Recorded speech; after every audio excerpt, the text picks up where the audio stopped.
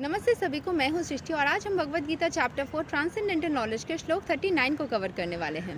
रोज की तरह पहले मैं संस्कृत में श्लोक को पढ़ूंगी, उसके इंग्लिश ट्रांसलेशन को देखेंगे और मीनिंग को समझेंगे। तो चलिए शुरू करते हैं। श्रद्धावल्लभते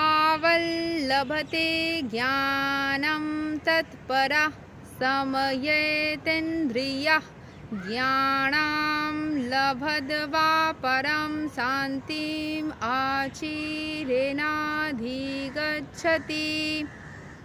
A faithful man who is dedicated to transcendental knowledge and who subdues his senses is eligible to achieve such knowledge, and having achieved it, he quickly attains the supreme spiritual peace.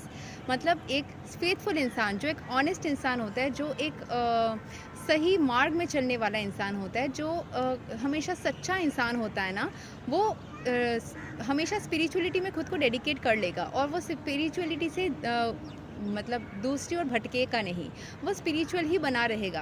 And जैसे ही वो खुद को spirituality के अंदर पूरी तरीके से डुबो लेगा, ही सबड्यूज हिज सेंसेस इज़ एलिजिबल, वो पूरी तरीके से अपने सेंसेस को एलिजिबल कर लेता है। सो क्या होगा ना, वो एलिजिबल हो जाएगा फॉर गेटिंग द नॉलेज। हम पिछले श्लोक में जो नॉलेज के बारे में बात कर रहे थे, जो ईश्वर के सानिध्य के बारे में बात कर रहे थे, वो सारे सानिध्य, वो पूरी तरीके से नॉलेज उसको मिलने लग जाएगी। And having achieved it he quickly attains the supreme spiritual peace. जैसे ही उसको नॉलेज मिल जाएगी, जैसे ही वो क्यों हो रहा है का उत्तर मिल जाएगा, उसको शांति प्राप्त हो जाएगी, क्योंकि उसके दिमाग में वो हलचल ही नहीं रहेगी ना कि ये क्यों हो रहा है, किस लिए हो रहा है, किस तरीके से हो रहा है, किस वजह से हो रहा है। वो सारे प्रश्नों के उत्तर उसके दिमाग में, उसके अंतर मन में आ जाएगा। एंड फिर वो किसी भी तरीके से कोई भी समस्या को अनुभव नहीं कर पाएगा या नहीं कर पाएगी। सो उसको स्पिरिचुअल पीस मिलना स्टार्ट हो जाएगा। यहाँ के एक्सप्लेनेशन को समझ लेते हैं। Such knowledge in Krishna consciousness can be achieved by a faithful person who believes firmly in Krishna.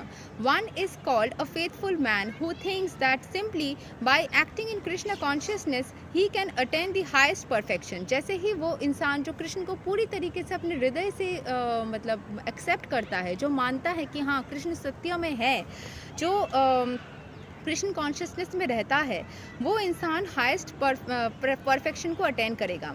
This faith is attained by the discharge of devotional service and by chanting Hare Krishna Krishna Krishna Hare Hare, Hare Ram Ram Ram Hare Hare, which cleanses one's heart from all material dirt. इसीलिए मैं बोलती हूँ, देखिए मैं जाप माला लेके बैठी थी, अच्छा मैंने अपने बैग के अंदर रखा है। मैं ये जाप माला फ़िलहाल मैं सेल भी कर रही हूँ। जो लोगों को इच्छा है तो आप लोग ऐसे जाप माला अलग अलग डिज़ाइंस में मिलेंगे। मैं एक दीदी है, वो इस चीज़ को कर रही हैं, तो उनके साथ में मैं मिलके कर रही हूँ। इस जाप माला के ज़रिए ना करना बहुत आसान है। ऐसे तो आप हर वक्त हरे कृष्ण का जाप उठते बैठते सोते जागते कर सकते हो, लेकिन कभी कभी क्या होता है ना, जब हम डेडिकेट कर लेते हैं कि मुझे एक माला पूरा करना है, तो हमारा दिमाग भी समझ आता है कि हाँ मुझे करना है इसको, मतलब सिंसियरली करना है। अगर हम ऐसे ही बोलते रहते हैं ना, बोलते बोलते कोई और अलग थॉट आ गई, कोई बात बोल दिया, कोई किसी ने बुला लिया, कोई फ़ोन कॉल आ गया, तो क्या होता है ना, कभी कभी डिस्ट्रैक्शन आ जाती है। ये जाप माला is just to help us and just to I would say मतलब हमें एक डिसिप्लिन में लाता है। It helps us to just be in a correct line, कि हमें वो चीज़ को सही तरीके से सिंसियरली करना है। सो आई ऑलवेज सजेस्ट पीपल कि क्योंकि मैंने खुद इस चीज़ को अनुभव किया है, I found it is very essential and it's very helpful, and ये चीज़ हमें एक्चुअल में मदद करती है। आप जब भी जाप करते हो ना, उसमें क्लेंजिंग, अभी मुझे किसी ने बताया था, मैंने शायद किसी और वीडियो में भी कवर किया था, कि मुझे दीक्षा उनका लिया हुआ है, वो कहीं गंग सागर में जाके, क्योंकि उन्होंने कुछ गलती की है अपने लाइफ में, तो उनको ये रिग्रेट है और वो सोचते हैं कि वो शुद्ध होने के बाद ही जाप करेंगे। जबकि मैंने उनको बताया कि आप शुद्ध जैसे ही जाप करोगे आप वैसे ही शुद्ध हो जाओगे। आपको बहुत सारा बैकग्राउंड नॉइज़ आ रहा होगा, क्योंकि मैं पार्क में, मतलब जो ग्रीनरी में बैठी हूँ उसके साथ में पार्क भी है और बच्चे खेल रहे हैं, ठीक है। मैंने उनको यही चीज़ बताया कि आप जितना ज़्यादा जाप करोगे ना, उतना ज़्यादा आप क्लेंस होते जाओगे, उसमें ही आपकी शुद्धि लिखी है। पर उनको मानना नहीं है, अभी किसी को नहीं मानना है। तो कभी हमने गीता में ही पढ़ा है कि कृष्ण भगवान स्वयं बोलते हैं कि जो आपकी बातों को नहीं मानना चाहता है, जो स्पिरिचुअलिटी में नहीं आना चाहता है, जो चैंटिंग नहीं करना चाहते हैं, उनको ज़बरदस्ती चैंटिंग मत करवाओ। लेकिन हम जो कृष्ण भक्त होते हैं वो इतना ज़्यादा दयालु हो जाते हैं ना कि हम बार बार उस चीज़ को मतलब जान के भी हम नहीं सुनना चाहते। हम चाहते हैं कि हम जिस अनुभूति को, जिस पीस को महसूस कर रहे हैं, वो बाकी लोग भी उस चीज़ को महसूस करें। इसीलिए हम चाहते हैं कि बाकी लोग भी उस चीज़ के अंदर आए।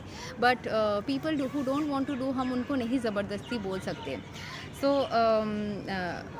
over and above this, one should control the senses. A person who is faithful, मतलब अपने सेंस ऑर्गन्स को भी थोड़ा कंट्रोल करना होगा, क्योंकि जब आप शुरू में आओगे आप थोड़ा डिफरेंट महसूस करोगे। गुस्सा आएगा तो उसको कंट्रोल करना, बहुत ज़्यादा खुशी या दुख या किसी भी चीज़ को हम बहुत ज़्यादा नहीं कर सकते। हाँ, शुरू में प्रॉब्लम हो सकता है, but with time when you practise you will be able to do.